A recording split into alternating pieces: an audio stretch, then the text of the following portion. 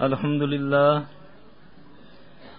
لله نحمده ونستعينه ونستغفره ونؤمن به ونتوكل عليه ونعوذ بالله من شرور أنفسنا ومن سيئات أعمالنا من يهده الله فلا مضل له ومن يضلله فلا هادي له وأشهد أن لا إله إلا الله وحده لا شريك له وأشهد أن محمدا عبده ورسوله أما بعد فإن خير الحديث كتاب الله وخير الهدي هدي محمد صلى الله عليه وآله وسلم وشر الأمور محدثاتها وكل محدثة بدعة وكل بدعة ضلالة وكل ضلالة في النار.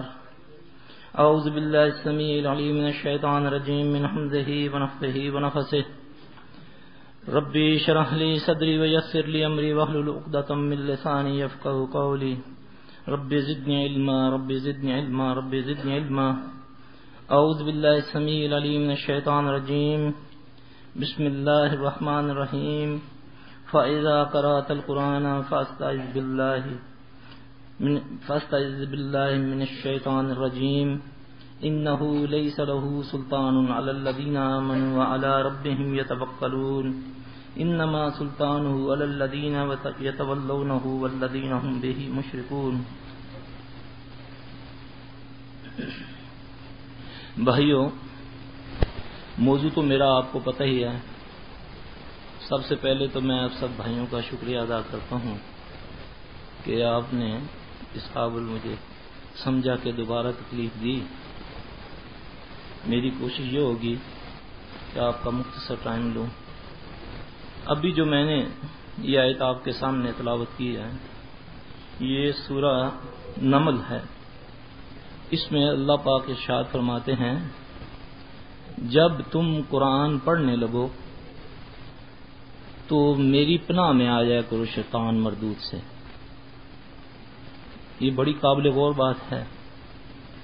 اب میں تو قرآن پڑھنے لگا ہوں، تو پھر قرآن تو ایک بڑی عظمت والی کتاب ہے. تو شیطان مردود کی میں اللہ کی پناہ میں آؤں شیطان مردود سے، یہ سمجھ نہ آنے والی بات ہے. اصل بات یہ ہے کہ اللہ ہی نے شیطان ملعون کو بڑی ہی قوت دی. اب قرآن ہے، قرآن یہ ہدایت ہے، ہدایت کی کتاب ہے. لیکن کن کے لیے؟ جو متقی ہیں، جو اللہ سے ڈرنے والے ہیں. بھی میں تو اللہ سے ڈرتا ہوں. اب اللہ کا ڈر کیا ہے؟ وہ صرف اور صرف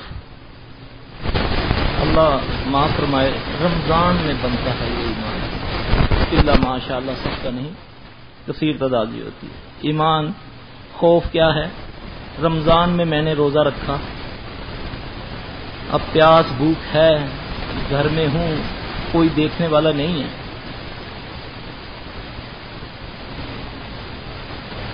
میں نے پانی پینا ہے مگر پی نہیں سکتا، کھانا کھانا ہے کھا نہیں سکتا، اکیلا ہوں، کوئی دیکھنے والا نہیں ہے. بھی پی لو پانی. نہیں بھائی، کیوں؟ روزہ ہے. بھی روزہ ہے تو پی لو پانی. نہیں، ٹوٹ جائے گا روزہ. ٹوٹا گیا تو پھر کیا ہوگا؟ بھی گناہ ہوگا. ایمان بن گیا. میرا خیال ہے کہ مشرک جو بندہ ہوگا اس کا رمضان میں یہ ایمان بنتا ہے کہ مجھے اللہ دیکھ رہا ہے. یہ عملوں میں سے ایک عمل ہے. کیا جھوٹ بولنے بے بھی میرا ایمان یہی ہوتا ہے کہ میرا اللہ اس کو نوٹ کروا رہا ہے؟ کیا دوسرے کام کرنے سے بھی؟ اب اس آیت میں اللہ فرماتے ہیں کہ جب تم قرآن پڑھنے لگو، اور تو دنیا کے امور کو چھوڑیں آپ، تو میری پناہ میں آ جایا کرو شیطان رجیم سے. کیوں؟ انہ لیس لہ سلطان علی الذین آمنوا وعلی ربہم یتوکلون. اس کا زور ان پر نہیں چلتا جو اللہ پر ایمان لاتے ہیں اور توکل کرتے ہیں. اس کا زور ان پر چلتا ہے جو شرک کرتے ہیں اور اس کو اپنا دوست مانتے ہیں. اب یہ 3 آیات ہیں. اب سوچنے والی یہ بات ہے کہ میں نے قرآن بھی پڑھا، اب ماشاءاللہ الحمدللہ سب ہمارے بھائیوں نے رمضان بھی ہے، اس میں کثرت سے تلاوت بھی کی ہوگی، سنا بھی ہوگا، نیک اعمال بھی کیے ہوں گے. اس کے باوجود مجھ پر شیطان کا زور چلتا ہے، کیا میں مشرک ہوں؟ کیا میں اس کو دوست مانتا ہوں؟ سوچنے والی یہ بات ہے کہ اللہ فرمائے، اللہ کی بات نعوذ باللہ کبھی غلط ہو ہی نہیں سکتی۔ جب اللہ فرمائے کہ انہ لیس لہ سلطان علی الذین آمنوا وعلی ربہم یتوکلون، اس کا زور ان پر نہیں چلتا جو اللہ پر توکل کرتے ہیں، جو ایمان لاتے ہیں، اس کا زور تو ان پر چلتا ہے جو شرک کرتے ہیں اور اس کو اپنا دوست مانتے ہیں۔ لیکن کثیر تعداد میں لوگ ہمارے پاس آتے ہیں، سلفی صاحب ہم تو تہجد گزار ہیں۔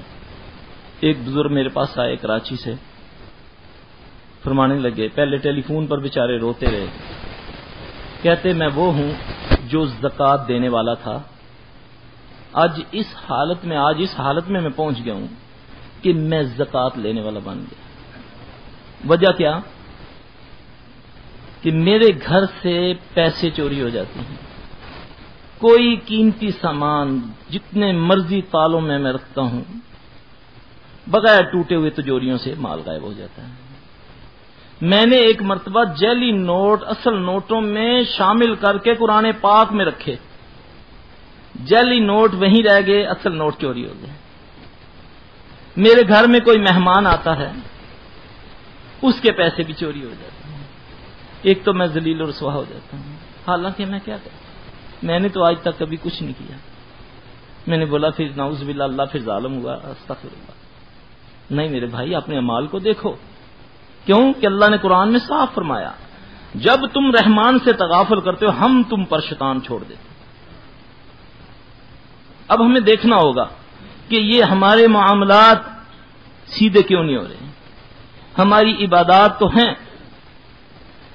ہم زکوٰۃ بھی دیتے ہیں، صدقات بھی کرتے ہیں، حج بھی، روزہ بھی ہے، عمرے بھی کرتے ہیں، آخر ہماری دعائیں قبول کیوں نہیں ہوتی؟ جبکہ اللہ فرمائے فَلْيَسْتَجِيبُوا لِي، میں تو تمہاری دعائیں قبول کرتا ہوں، سنتا نہیں ہوں، قبول کرتا ہوں، مگر تمہیں چاہیے کہ میرے حکم پر چلو۔ اللہ اکبر۔ قرآن میں ابھی یہ تلاوت میں جو آیت تھی، اِنَّ الصَّلَاةَ تَنْہَىٰ عَنِ الْفَحْشَاءِ وَالْمُنکَرِ، بے شک نماز بے حیائی اور برے کاموں سے روکتی ہے۔ اب ایک بے حیائی ہماری مقرر کی ہوئی ہے، ایک اللہ رسول کی مقرر کی ہوئی ہے۔ وہ قومیں، وہ ملک، وہ محلے، وہ گھر تباہ و برباد ہو جاتے ہیں۔ یہ ضروری نہیں کہ پتھر ہی برسیں، بم بھی برسیں تو تباہی، وہ تو بڑی ایزی تباہی ہے، بم برسا تباہ ہو گیا، مر گیا بندہ، ختم۔ یہ وہ تباہی ہے کہ جس میں آدمی مرنا چاہتا ہے مر نہیں سکتا، دعائیں مانگتے ہیں، اپنی اولادوں کے لیے آ کر دعائیں منگواتے ہیں کہ سلسی صاحب میرے بچے کے لیے دعا کریں کہ اللہ اس کو کتے بلے کی موت آئے۔ بتاؤ وہ کتنا بد نصیب بیٹا ہوگا اور باپ ہوگا کہ جو یہ کہتا ہے کہ میرے بیٹے کے لیے دعا کرو کہ اس کو کتے بلے کی موت آئے۔ اللہ اکبر۔ کہاں والدین کی نافرمانی کرنے والے پر لعنت، صحیح ہے نا؟ اور کہاں وہ باپ اپنے بیٹے کے لیے کتنا عاجز آیا ہوگا۔ یہ وہ تباہی ہیں جو آج ہمارے معاشرے کے اندر، ہمارے محلے گلیوں کے اندر، ہمارے گھروں کے اندر، اس کی وجہ شیطان نے ہمارے دینوں سے حیا کو ختم کر دیا۔ حیا کسے کہتے ہیں؟ بے حیائی کسے کہتے ہیں؟ حیا کہتے ہیں کسی کی بیٹی پر، بہن پر نظر پڑے تو اپنی نگاہیں جھکا لو، چاہے وہ یہودی کی بیٹی کیوں نہ ہو، چاہے وہ تصویر کیوں نہ ہو، چاہے وہ ٹی وی کیوں نہ ہو۔ آج نماز میں پڑھتا ہوں، زکوٰۃ میں دیتا ہوں، تہجد بھی پڑھتا ہوں، ہاتھ میں میرے تسبیح ہوتی ہے، میں پڑھتا ہوں لا الہ الا انت سبحانک انی کنت من الظالمین۔ مولوی صاحب نے کہا کہ اس کو 10 لاکھ بار پڑھ لو تیرا کام ہو جائے گا۔ اس کو یہ نہیں بتایا کہ اس کے لوازمات کیا ہیں، اس کے لیے تجھے کیا کرنا ہے۔ آنکھیں تیری زنا کر رہی ہیں میرے بھائی، یہ دین کا معاملہ ہے، دین میں نہیں شرماتے میرا اللہ بھی اور اس کا رسول بھی۔ میں باتیں کروں گا بالکل کھڑی تاکہ اللہ تعالی ہماری اصلاح کر دے، اللہ پاک ہماری آنکھوں میں، ہمارے ذہنوں میں حیا پیدا کر دے۔ آج جو صحیح بڑے کام تھے بے حیائی کے، ہم نے اس کو بے حیائی سمجھنا چھوڑ دیا۔ کیا کسی کی بہن بیٹی کو کسی صورت میں دیکھنا یہ بے حیائی نہیں ہے؟ ایک آدمی پہلے دور کا جب وہ برائی کے لیے جاتا تھا تو رات کا انتظار کرتا تھا. جب رات ہوتی تھی تو اپنے چہرے پہ اپنے منہ پر چادر لپیٹتا تھا، پھر جاتا تھا گندے بازار کے اندر صرف کیا کرنے؟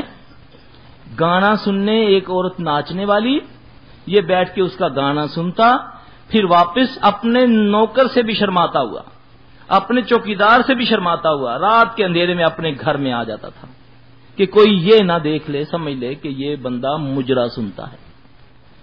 مجرا کسے کہتے ہیں؟ ایک عورت ناچے اور کوئی اس کو دیکھے، اس کو مجرا کہتے ہیں. کیا یہ حیا والا کام ہے یا بے حیائی؟ بے حیائی ہے نا. آج کون سا ایسا گھر ہے الا ماشاء اللہ چند گھروں کے علاوہ کہ جس گھر میں کنجری ناچ رہی ہے، ٹی وی آن ہوتا ہے، ناچنے والی ناچ رہی ہے.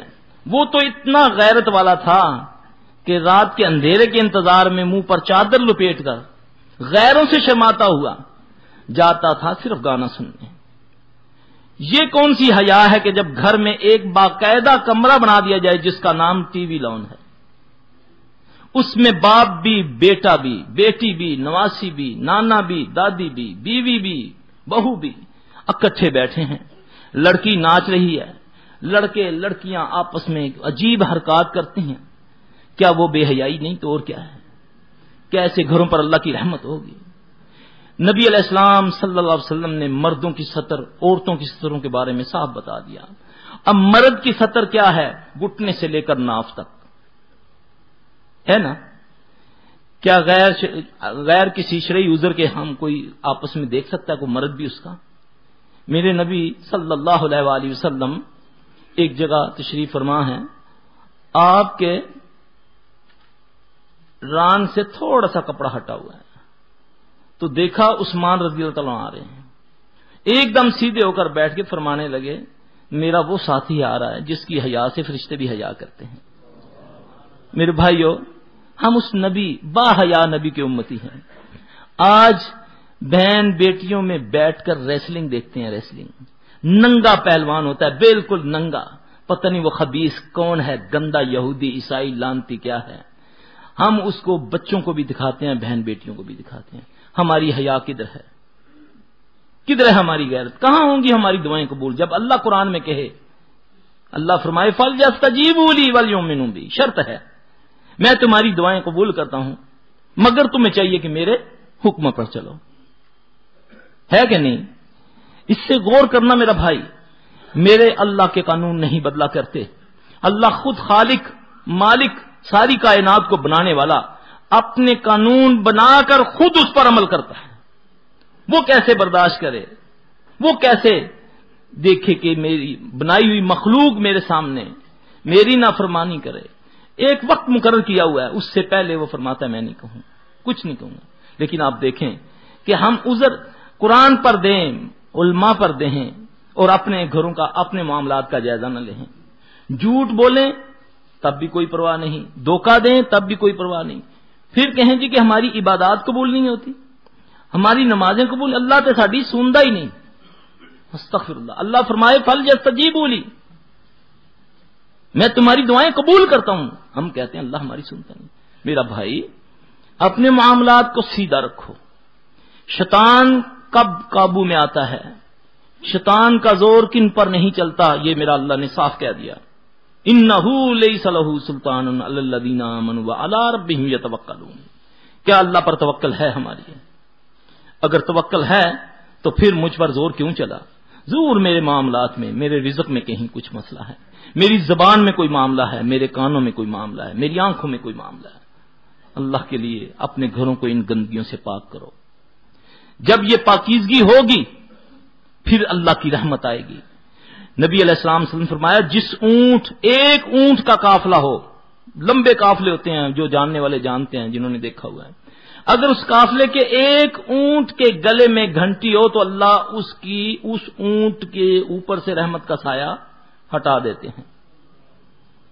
اب کون سا گھر ہے اب تو ٹیلی فون ہے جیب میں ڈالنے والے موبائل فون، ان کے عجیب عجیب گانے ہیں، مسجدوں میں بول رہے ہیں، میوزک ہے، جہاز میں بیٹھو تب، گاڑیوں میں بیٹھو تب. ایک اللہ اکبر کبیرہ. نبی علیہ السلام صلی اللہ علیہ وسلم نے جس چیز کو ناپسند کیا، آج نبی صلی اللہ علیہ وسلم کی وہ امت خوش نصیب امت، پہلے انبیاء علیہ السلام جو تمنا کرتے کہ کاش ہم محمد صلی اللہ علیہ وسلم کی امت میں سے ہوتے. سبحان اللہ. آج اس کا یہ حال، اور ذلت اس کے مقدروں میں. اس وقت پوری دنیا میں ذلت ذلیل ترین جو ہے وہ مسلمان، کوئی اس کو پوچھنے والا نہیں. یہودی اس کو مار رہا ہے، عیسائی اس کو مارے، ہندو اس کو مارے، اپنے اس کو مارے، پرائے اس کو مارے، کوئی اس کو پوچھنے والا نہیں ہے. اللہ اکبر. یہ کیسے ممکن ہے کہ اللہ جس کو محبوب رکھے اور اس کو ذلیل ہونے دے؟ سبحان اللہ.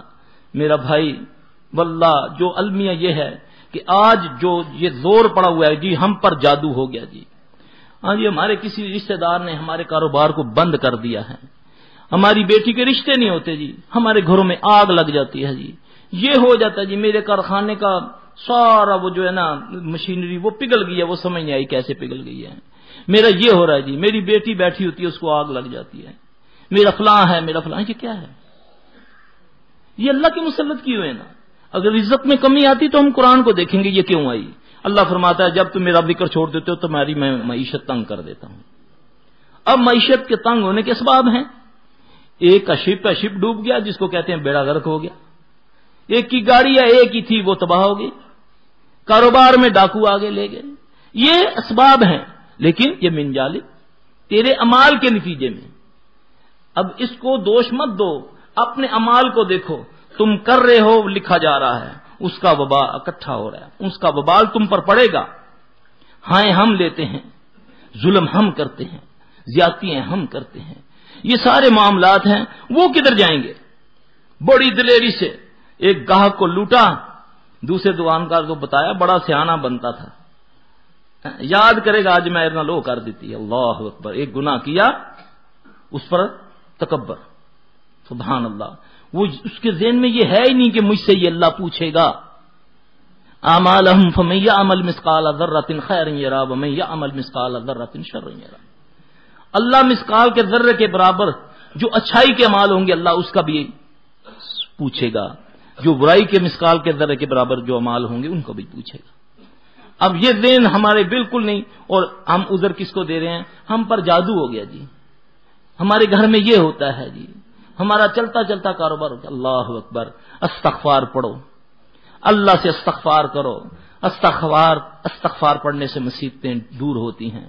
نبی صلی اللہ علیہ وسلم نے فرمایا استغفار کرنے سے رزق بڑھتا ہے. اب زبان سے نہیں استغفار، یعنی کہ رات کو پی دن کو توبہ کی، رند کے رند رہے ہاتھ سے جنت نہ گئی. ادھر زیادتی کر رہا ہوں اور استغفر اللہ، یا اللہ میرے گناہ معاف کر دے. ٹی وی دیکھ رہا ہوں، توبہ توبہ توبہ. کسی شادی بیاہ پر گیا، مجرا دیکھ رہا ہوں، ساتھ توبہ کر رہا ہوں. دیکھو کتنی بے حیائی ہے یار. اللہ اکبر. یہ کیا ہے؟ یہ تو فراڈ ہے، یہ تو اپنے آپ کو دھوکہ دے رہا ہے. اللہ کے بندے اس مجلس کو چھوڑ دے. ان مجلس والوں کو یقین دلا کہ یہ ناپسندیدہ مجلس ہے. نبی علیہ السلام صلی اللہ علیہ وسلم نے جن چیزوں کو ناپسند کیا، اللہ کے نبی نے میوزک کو پسند نہیں کیا. سب جانتے ہیں کہ اللہ کے نبی صلی اللہ علیہ وسلم کہیں میوزک سے آواز آتی، میوزک کی کانوں میں انگلی لے کر اسے. آج امت کے اندر تالیاں بجا بجا کر، میوزک بجا بجا کر نبی کا نام لیا جاتا ہے. اللہ اکبر کبیرہ. یعنی یہ زنا کا منتر بولا کہ میں اس کو دنیا میں ختم کرنے کے لیے آیا ہوں. ساز کو، طبلے سرنگی کو زنا کا منتر بولا رسول اللہ صلی اللہ علیہ وسلم نے. آپ فرمایا میں اس کو ختم کرنے آیا ہوں. آج امت میں بعض لوگ صبح برکت کے لیے وہ میوزک لگا لیتے ہیں جس کو قوالی کہتے ہیں. قوالی کی صورت میں جی اس کے لگانے سے برکت ہوتی ہے. میوزک، نبی کا نام. نبی صلی اللہ علیہ وسلم نے فرمایا جبرائیل نے مجھے جب میرے پاس آئے کہنے لگے کہ محمد صلی اللہ علیہ وسلم جب آپ کا نام آئے جو آپ پر درود نہ پڑے اس پر لعنت. اب وہ قوال بھی کثرت سے نبی کا نام لے رہا ہے، سننے والے بھی جھوم رہے ہیں جی، لیکن درود کوئی بھی نہیں پڑھ رہا. اور لے بھی کس کے ساتھ نام رہے ہیں؟ اس زنا کے منتر کے ساتھ. اللہ اکبر کبیرہ. میرے بھائیوں یہ وہ برائیاں ہیں کہ یہ برائیوں کی میں تو کہتا ہوں یہ برائیوں کی ماں ہیں یہ چیزیں، لیکن ہم نے ان کو سمجھنا چھوڑ دیا۔ آج ہمارے معاملات اتنے ٹیڑھے ہو گئے ہیں، نہ کوئی ڈاکٹر نہ کوئی حکیم، کسی کو سمجھ نہیں آتی بیماری میں۔ اتنے معاملات الجھ چکے ہیں ہمارے گھروں کے، ہماری دکانوں کے، ہمارے کاروبار کے، ہمیں سمجھ نہیں آ رہی۔ کروڑوں پتی ہوں، 10 کروڑ کی کوٹھی بنائی ہوئی ہے، ڈاکٹر صاحب سمجھ نہیں آتی، جب اندر قدم رکھتا ہوں آگ لگ جاتی ہے۔ اتنا زبردست بیڈ بنوایا ہے 10 لاکھ لگا کر، کمر نہیں سیدھی ہوتی، ساری رات پاگلوں کی طرح روڈ پر چکر لگاتا رہتا ہوں۔ فجر کی اذانیں ہوتی ہیں تو نیند آتی ہے، میں جا کر کہیں اپنے کمرے کے باہر جگہ وہاں سو جاتا ہوں۔ تو سو کے تو دکھا، تجھے سلانے والا سلائے گا تو سوئے گا نا۔ اللہ اکبر میرا بھائی، نیند بھی اللہ کی طرف سے ایک بہت بڑی نعمت ہے۔ ذہنی سکون بھی اللہ نے ہماری اولادوں کے لیے، بیویوں کے لیے دعائیں بتائیں قرآن میں، ربنا هب لنا من ازواجنا وذرياتنا قرۃ اعین واجعلنا للمتقین اماما۔ گھر میں داخل ہوئے، آگ لگ گئی بیوی کو دیکھ کر، بچوں کو دیکھ کر۔ اللہ اکبر، مال ہے، سب کچھ ہے، لیکن اس کے باوجود گھر میں سکون نہیں ہے۔ ضرور کہیں نہ کہیں معاملہ ہے۔ اس کو ہم لے لیتے ہیں جادو کا نام۔ اپنے اعمال کو چھوڑا، ہمسائے کے اوپر الزام لگا دیا، کسی رشتہ دار پر، حالانکہ ہم کام کرتے ہیں، ہمارے پاس مریض آتے ہیں، زیادہ تر وہ لوگ ہوتے ہیں جن کے اپنے معاملات کا معاملہ ہوتا ہے، ان کی اعمالوں کی پکڑ ہوتی ہے۔ یہاں تو یہ ہوتا ہے پیشہ گر بیٹھے ہوئے ہیں، گھروں میں جاتے ہیں، بس خود ہی اپنی طرف سے شعبدہ دکھایا، گھر میں جا کر تعویذ نکال دیا، تالا نکال دیا، یہ کر دیا، وہ کر دیا، مرا ہوا چوہا نکال دیا، لو جی یہ تم پر جادو ہوا تھا، یہ لو آج ختم ہو گیا۔ بس ہم اسی میں خوش ہو جاتے ہیں۔ اپنے اعمال کو درست کرنا، پھر اللہ کی مدد آتی ہے، پھر فرشتے گھروں میں آتے ہیں، 7 بجتا فرشتے چلے جاتے ہیں، بے حیائی ہوتی ہے فرشتے چلے جاتے ہیں۔ یہ اصول ہے۔ جنگ بدر میں شیطان اس وقت تک کھڑا رہا جب تک جبرائیل نہیں آئے۔ جب جبرائیل آئے شیطان بھاگ گیا۔ آج گھر میں سورہ بقرہ بھی پڑھی جائے، نبی صلی اللہ علیہ وسلم فرمائیں کہ جس گھر میں بقرہ پڑھی جائے وہاں شیاطین کا دخول نہیں ہوتا۔ تو بقرہ بھی پڑھی جائے پھر بھی شیاطین آگ لگا رہے ہیں، پھر بھی کپڑے پھٹ رہے ہیں، پھر بھی بچی کی گردن مڑ رہی ہے، بچے کے جوتے اس کے منہ میں چلے جاتے ہیں، پورا جوتا منہ میں چلا گیا۔ اللہ، یہ کیسز آتے ہیں جو میں آپ کو بتا رہا ہوں اپنے مشاہدے سے۔ یہ کیا ہے سارا؟ یہ وہی معاملہ ہے۔ اللہ سے استغفار پڑھو، استغفار سے توبۃ النصوح کرو۔ اللہ تعالیٰ نے قرآن میں بڑی گارنٹی دی ہے، کوئی لمبی چوڑی ریاستیں اتنی جلدی ماں بھی نہیں مانتی جتنی جلدی میرا رب مانتا ہے۔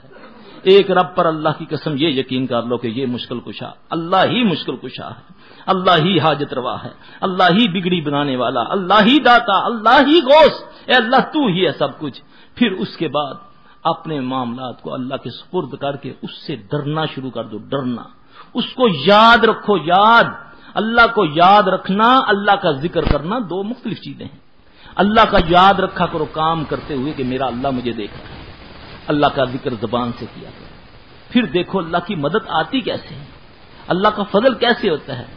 اب اللہ نے جو قرآن میں گارنٹی دی ہے کہ جس نے توبہ کی، سورہ فرقان آیت نمبر 70 جا کر پڑھ لیں، جس نے توبہ کی پھر مجھ پر ایمان لایا، وہ چور ہے، ڈاکو ہے، 80 سالہ اس کی زندگی ہے، 100 سالہ زندگی ہے، پوری زندگی گناہوں سے بڑی، قاتل ہے، سود خور ہے، رشوت خور ہے، جو بھی کرتا ہے، جس نے توبہ کی، مجھ پر ایمان لایا، پھر عمل صالح کیے، میں اس کے گناہ معاف نہیں کروں گا، نیکیوں میں بدل دوں گا۔